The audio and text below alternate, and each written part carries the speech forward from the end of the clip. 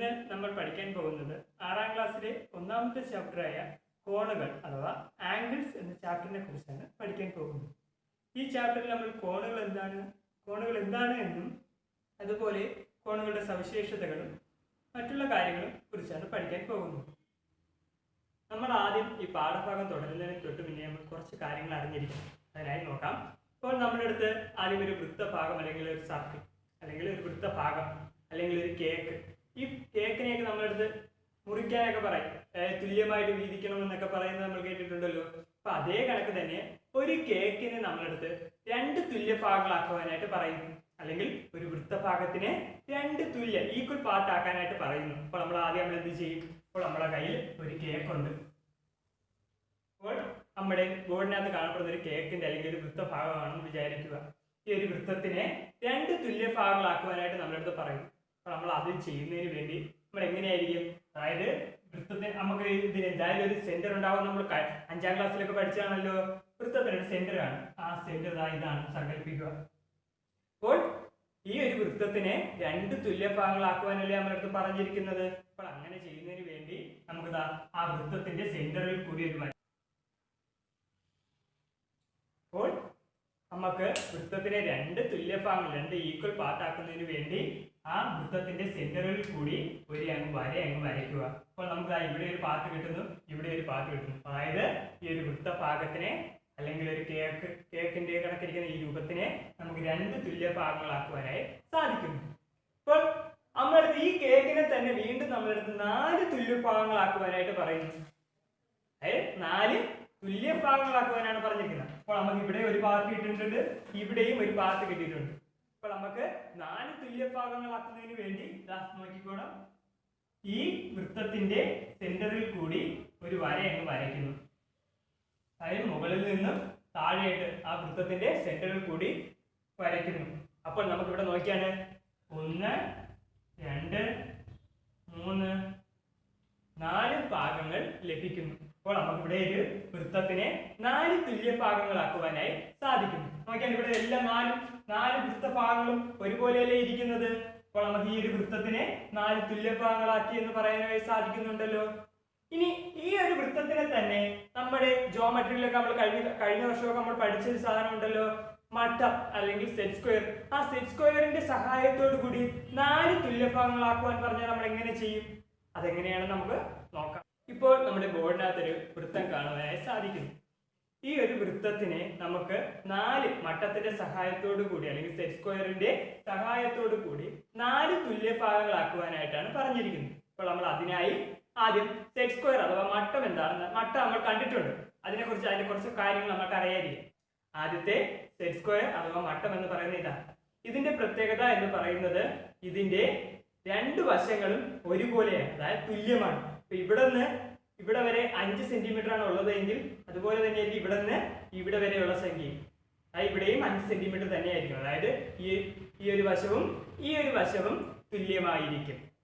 അപ്പോൾ ഇതിന്റെ ഈ ഒരു പ്രത്യേകത മാത്രം അറിഞ്ഞതായി ഇതിന് അകത്തുള്ള കോണുകളൊക്കെ നമ്മൾ വീണ്ടും വിശദമായി പഠിക്കുന്നതാണ്.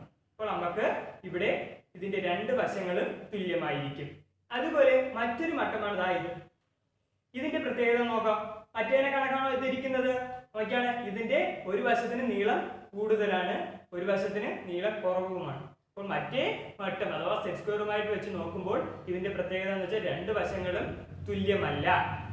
ഈ 2 മട്ടങ്ങളിൽ ഏതെങ്കിലും ഒന്ന് ഉപയോഗിച്ചുകൊണ്ടാണ് നമ്മളടുത്ത് ഈ ഒരു വൃത്തഭാഗത്തിനെ അല്ലെങ്കിൽ വൃത്തത്തിനെ 4 തുല്യ ഭാഗങ്ങളാക്കുവാനായി പറഞ്ഞിരിക്കുന്നത്. അപ്പോൾ നമുക്ക് അത് എങ്ങനെയാണ് ചെയ്യേണ്ടതെന്ന് നോക്കാം.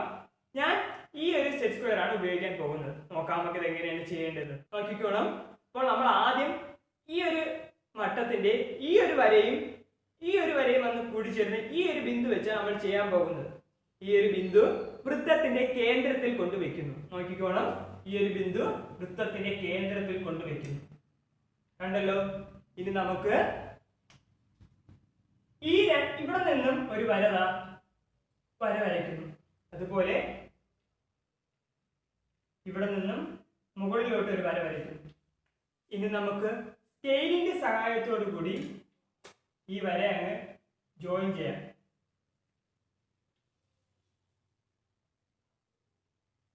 ഇപ്പോൾ നോക്കിക്കാണ്, ഇപ്പോൾ വൃത്തത്തിനെ ഒരു ഭാഗം, അതായത് വൃത്തത്തിന്റെ ഒരു ഭാഗം നമുക്ക് ലഭിച്ചിരിക്കുന്നു. നമ്മുടെ എത്ര ഭാഗങ്ങളാക്കുവാനാണ് പറഞ്ഞിരിക്കുന്നത്? 4 ഭാഗങ്ങളാക്കുവാനാണ് പറഞ്ഞിരിക്കുന്നത്. അപ്പോൾ നമുക്ക് ഇവിടെ ഒരു ഭാഗമല്ലേ കിട്ടിയോളൂ.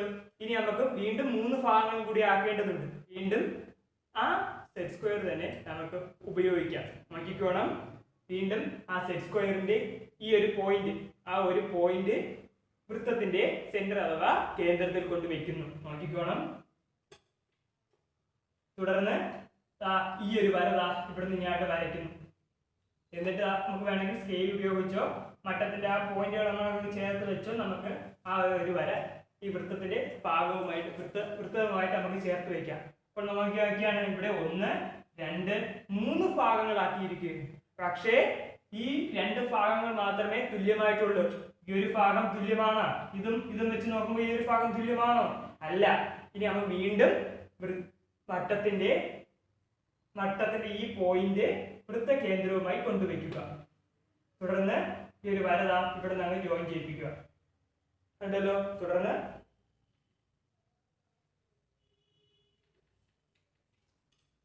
അപ്പോൾ നമുക്കിവിടെ വൃത്തത്തിനെ 4 തുല്യ ഭാഗങ്ങളാക്കുവാനായി സാധിച്ചിരിക്കുന്നു. നോക്കിക്കോണം.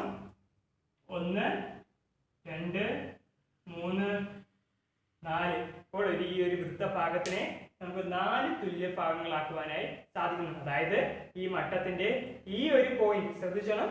ഈ ഒരു ബിന്ദു, അതായത് ഈ വരെയും വന്ന് കൂടിച്ചേരുന്ന ഈ ഒരു പോയിന്റ്, ആ പോയിന്റ് ഉപയോഗിച്ചാണ് നമ്മൾ ഈ ഒരു വൃത്തത്തിനെ 4 തുല്യ ഭാഗങ്ങളാക്കി മാറ്റുന്നത്.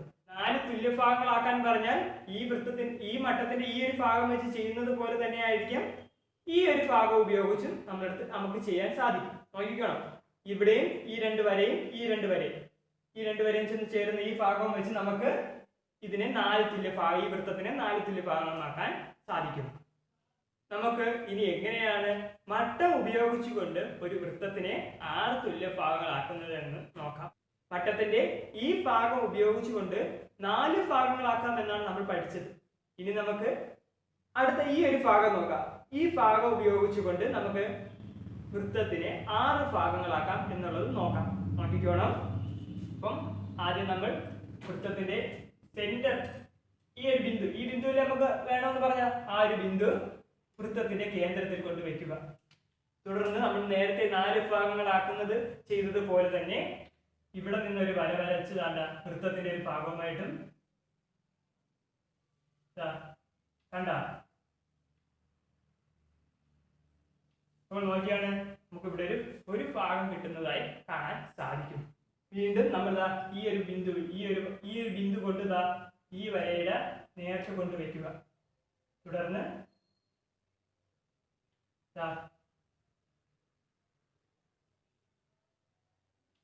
കണ്ടോ, അതായത് ഈ ഒരു ബിന്ദു വൃത്തത്തിന്റെ കേന്ദ്രത്തിൽ കൊണ്ട് വെച്ചിട്ട് ഈ ഒരു വര കണ്ട, ഈ ഒരു വര ഇതിനകത്തോട് ചേർത്ത് വെക്കുക. അപ്പോൾ നമുക്ക് ഇവിടെ 2 ഭാഗങ്ങൾ കിട്ടും. അതുപോലെ തന്നെ വീണ്ടും നോക്കിക്കോണം. വീണ്ടും ഇതുപോലെ ഇങ്ങനെ. അപ്പൊ നമുക്ക് ഇവിടെ 3 ഭാഗങ്ങൾ കിട്ടുന്നതായി കാണാൻ സാധിക്കും.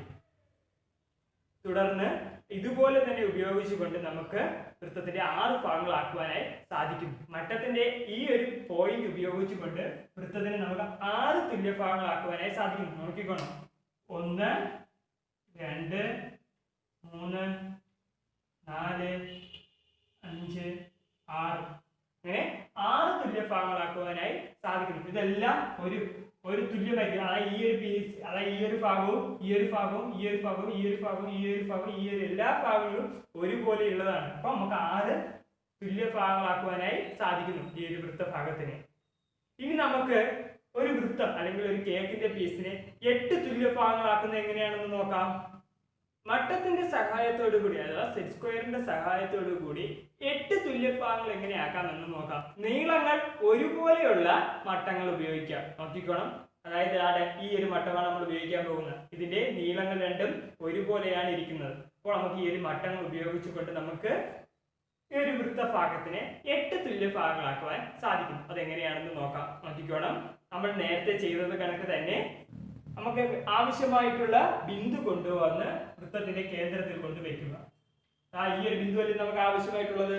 അപ്പൊ ആ ഒരു ബിന്ദു കൊണ്ടുവന്ന് വൃത്തത്തിന്റെ സെന്റർ അഥവാ കേന്ദ്രത്തിൽ കൊണ്ടുവയ്ക്കുക. തുടർന്ന് നോക്കിക്കോണം. തുടർന്ന് ഈ ഒരു ബിന്ദു വരയ്ക്കുന്ന നേരെ. ഇനി നമുക്ക് വേണമെങ്കിൽ സ്കെയിലിന്റെ സഹായത്തോടെ അല്ലെങ്കിൽ ഈ മട്ട ഉപയോഗിച്ച് നീട്ടിക്കൊണ്ട് നമുക്ക് ഈ ഒരു വര വരയ്ക്കാം. നോക്കിക്കോണം.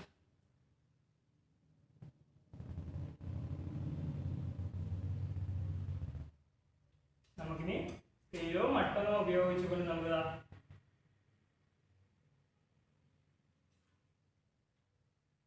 ഇപ്പോൾ നമുക്ക് ഈ ഒരു വൃത്തത്തിന്റെ ഒരു ഭാഗമാക്കുവാനായിട്ട് സാധിക്കും. അതായത് ഈ രണ്ട് വശങ്ങളും തുല്യമായിട്ടുള്ള മട്ടം ഉപയോഗിച്ചുകൊണ്ട് നമുക്ക് ഈ ഒരു വൃത്തത്തിന്റെ ഒരു ഭാഗം കിട്ടുന്നു. തുടർന്ന് നമുക്ക് വീണ്ടും നമുക്ക് ആവശ്യമായിട്ടുള്ള പോയിന്റ് ഏതാണെന്ന് അറിയാലോ, ഈ ഒരു പോയിന്റ് ആണ്. ഈ ഒരു പോയിന്റ് ഉപയോഗിച്ചുകൊണ്ട് ഈ ഒരു പോയിന്റ് വീണ്ടും വെക്കുന്നു ഇവിടെ. അപ്പോൾ വീണ്ടും ഒരു വര വരയ്ക്കുന്നു. വീണ്ടും നമുക്ക് ആ ഒരു വരയിലോട്ട് ജോയിൻ ചെയ്യുന്നു. ഇപ്പോൾ നമുക്ക് വീണ്ടും രണ്ട് ഭാഗങ്ങൾ കിട്ടിയിട്ടുണ്ട്. തുടർന്ന് വീണ്ടും ആ ഒരു ഭാഗത്തോട്ട് വീണ്ടും വെക്കുന്നു. അപ്പോൾ നമുക്ക് 3 ഭാഗങ്ങൾ ലഭിക്കുന്നു. വീണ്ടും ഇതേ നമുക്ക് 8 ഭാഗങ്ങളാണ് ലഭിക്കേണ്ടത് ഈ മട്ടം ഉപയോഗിച്ചുകൊണ്ട്. തുടർന്ന് വീണ്ടും ആ ഒരു ഭാഗത്തിലോട്ട് ഈ ഒരു പോയിന്റ് അങ്ങ് വെക്കുന്നു.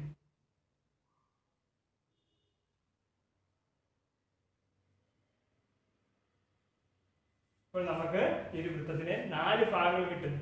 തുടർന്ന് ഇതേ കണക്ക് തന്നെ നമ്മൾ ചെയ്ത് നമുക്ക് വൃത്തത്തിന്റെ 8 ഭാഗങ്ങൾ വരെ എത്തിക്കണം. അപ്പോൾ നമുക്ക് ഈ മട്ടത്തിന്റെ സഹായത്തോടു കൂടി, ഈ മട്ടത്തിന്റെ ഈ ഒരു പോയിന്റിന്റെ സഹായത്തോടു കൂടി നമുക്ക് ഒരു വൃത്തത്തിനെ 8 തുല്യ ഭാഗങ്ങളാക്കുവാനായി സാധിക്കുന്നു. നോക്കണം. 1 2 3 4 5 6 7 8 ഇങ്ങനെ ഒരു വൃത്തത്തിന് നമ്മൾ ഈ ഒരു തുല്യ വശങ്ങളായിട്ടുള്ള മട്ടം ഉപയോഗിച്ചുകൊണ്ട് 8 തുല്യ ഭാഗങ്ങളാക്കുന്നത് കണ്ടിട്ടുണ്ടല്ലോ. അതുപോലെ ഒരു വൃത്തത്തിനെ നമുക്ക് 12 തുല്യ ഭാഗങ്ങൾ 12 സമഭാഗങ്ങളാക്കുന്നത് എങ്ങനെയാവുമെന്ന് നോക്കാം. 12 സമഭാഗങ്ങൾ ആക്കുന്നതിന് വേണ്ടി മട്ടത്തിന്റെ ഈ ഒരു പോയിന്റ് നമുക്ക് ഉപയോഗിക്കാൻ സാധിക്കുന്നു. ഈ ഒരു പോയിന്റ് ഉപയോഗിച്ചുകൊണ്ട് നമുക്ക് വൃത്തത്തിനെ 12 ഭാഗങ്ങളാക്കുവാനായി സാധിക്കും. അപ്പോൾ നമ്മളൊരു വൃത്തഭാഗത്തിനെ 4 തുല്യഭാഗങ്ങൾ, 6 തുല്യഭാഗങ്ങൾ, 8 തുല്യഭാഗങ്ങൾ, 12 തുല്യഭാഗങ്ങൾ മട്ടം ഉപയോഗിച്ച് എങ്ങനെയാണ് ചെയ്യുന്നത് എന്ന് നമ്മൾ പഠിച്ചു. അതുപോലെ ഇപ്പോൾ ഒരു വൃത്തത്തിനെ 5 തുല്യഭാഗങ്ങൾ, 7 തുല്യഭാഗങ്ങൾ, 3 തുല്യഭാഗങ്ങളൊക്കെ ആക്കാൻ പറയുന്നു. അപ്പോൾ നമുക്കതിനെ മട്ടം ഉപയോഗിച്ചുകൊണ്ട് നമുക്ക് പറ്റില്ല. അങ്ങനെ പറ്റില്ല എന്നല്ല, മട്ടം ഉപയോഗിച്ച് ചിലപ്പോൾ പറ്റും. അല്ലാത്ത സന്ദർഭങ്ങളിൽ നമുക്ക് എങ്ങനെ ഉപയോഗിക്കാമെന്ന് നോക്കാം. അപ്പോൾ അതിനുവേണ്ടി നമുക്ക് വൃത്തത്തിനെ 5 ഭാഗങ്ങൾ, 7 ഭാഗങ്ങൾ അങ്ങനെ ആക്കുന്നതിന് വേണ്ടി നമുക്ക് ഒരു ഉപകരണം നമ്മുടെ ജിയോമെട്രിക്കകത്ത് തന്നെ ഉണ്ട്. അതിനെ നമ്മൾ കോൺ മാബിനി അഥവാ പ്രൊട്രാക്ടർ എന്ന് പറയുന്നു. പ്രൊട്രാക്ടർ ഉപയോഗിച്ചുകൊണ്ട് അല്ലെങ്കിൽ കോൺ മാബിനി ഉപയോഗിച്ചുകൊണ്ട് എങ്ങനെയാണ് കോൺ അളക്കുന്നത് എന്നും അതിൻ്റെ ബാക്കിയുള്ള കാര്യങ്ങൾ നമുക്ക് അടുത്ത ക്ലാസ്സിൽ കാണാം.